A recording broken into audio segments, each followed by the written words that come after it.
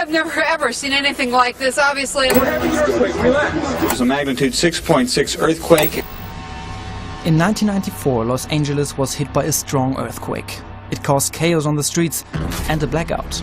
As you look out your window, it's probably pitch dark right now. During the blackout, many people called observatories and even 911. Not because the earth was shaking, but because they saw a giant silvery cloud in the sky. That cloud was, in fact, the Milky Way. Countless stars they had never seen before. You maybe haven't heard much about it yet, but light pollution doesn't merely conceal stars. It seriously affects our health and the environment.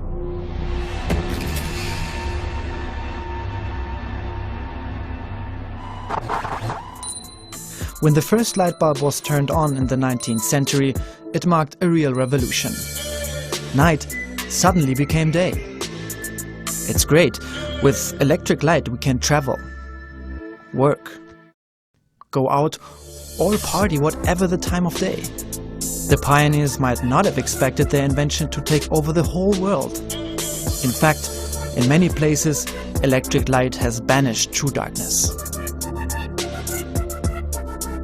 In terms of proportional changes to the world, the introduction of this light into the night is one of the most dramatic changes that we've made to the biosphere. This is Christopher Kalber. He researches artificial light emissions from cities and their impact. Today, more than 80% of the world's population no longer experience dark skies. For example, nights are so bright in Singapore that people can't adapt their vision for darkness. Today, scientists are warning of the dangers of artificial light at night. It did mentally affect me, and that's when I decided to pursue this matter. This is Nilesh Desai, activist in India. His goal, reduce night brightness. Scientists now consider artificial light at night a form of pollution. During the entire development of multicellular organisms and plants and animals and vertebrates and then mammals and primates and humans, during that whole time, there was this constant signal coming from the environment. This is daytime, this is nighttime, this is the lunar month. And in areas that experience strong light pollution, that signal is has been dramatically changed. Industrialization over the past century has led to a surge in artificial illumination. So we see that most countries in the world are becoming brighter. This has accelerated in recent decades, particularly in Asian cities.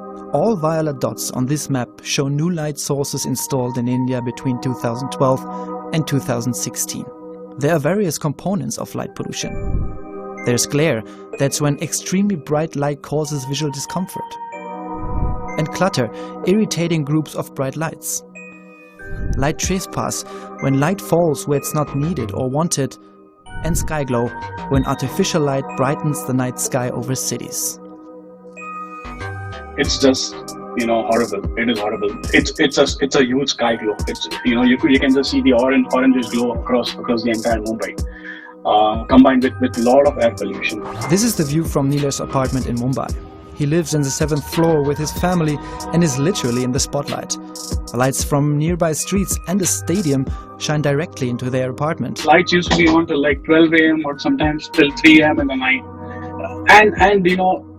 I used to get disturbed by those lights, bright lights coming into my room, my bedroom, and it definitely impacted me because I could not sleep. Curtains and sleep masks failed to improve the situation. So in 2018, he complained to the authorities, claiming a right to darkness. At first, they ignored him, even though studies link artificial light to eye injuries, sleeplessness, obesity, and maybe even depression. Some studies of shift workers have indicated that exposure to light at night could increase the risk of breast cancer. But why? So there's a hormone that our brain makes called melatonin, which in mammals is a signal of darkness. And when we don't get that hormone, when we don't produce that hormone because we're exposed to so much light in our apartment or as a shift worker, then the whole working of this whole biological clock system becomes problematic. Sleep, digestion, and blood pressure are regulated by this biological clock. And here, two of the greatest light inventions of recent decades come into play: LEDs and screens. They are very bright and very efficient, and that comes at a price. We may not be able to do anything about bright lights outside, but the lights we have at home are often literally in our hands. The problem is not only brightness, but also color. Blue light from phone displays, screens and LEDs is similar to daylight. While light in general can suppress the production of melatonin, blue light from screens and LEDs can do so more strongly. That's why experts at Harvard recommend not using bright screens or LED lights for 2 to 3 hours before going to bed, or switching to dimmer and warmer shades of light. Light at night doesn't only threaten our health. There is a tremendous change because the increase of brightness at nighttime is new to evolution. This is Sibylle Schröer from the Leibniz Institute of Freshwater Ecology and Inland Fisheries in Berlin. She researches the impact of light on ecosystems. Light is not neutral. Light has an effect. Corals, birds and many other species of wildlife struggle when it's light at night where it used to be dark.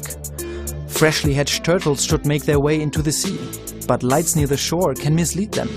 They head inland and die. Artificial light at night contributes to the decline in insect populations. One study says the decline amounts to 100 billion every summer in Germany alone.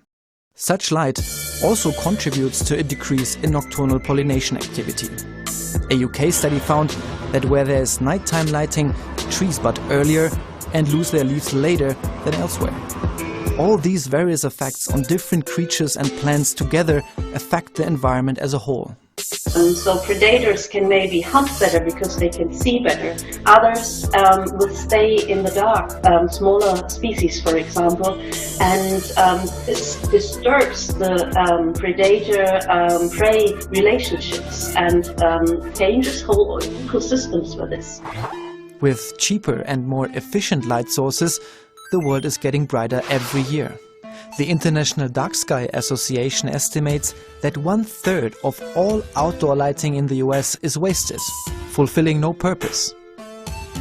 As fossil fuels are still the main source of energy, this contributes quite unnecessarily to air pollution and climate change. So what can we do as individuals? It might sound obvious, but turn on lights only when and where you need it, and then turn it off again. Or let a motion sensor turn it on and off for you. Use lampshades, for instance, to block unwanted stray light. Use lights with a warmer tone. They can be just as efficient. And lower the intensity when possible. Dimming is the magic word here. Entire cities, even entire countries can adopt such solutions.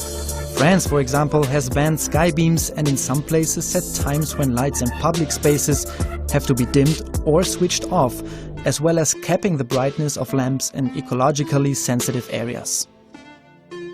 I am afraid that people don't realize this is a serious issue, and you know there needs to be a lot of awareness, rules and regulations as to how we install lights and where we install lights. After protests from citizens like Nilesh Desai, Mumbai politicians have signaled they're open to reducing light pollution. They have called on the Indian Ministry of Environment to implement laws.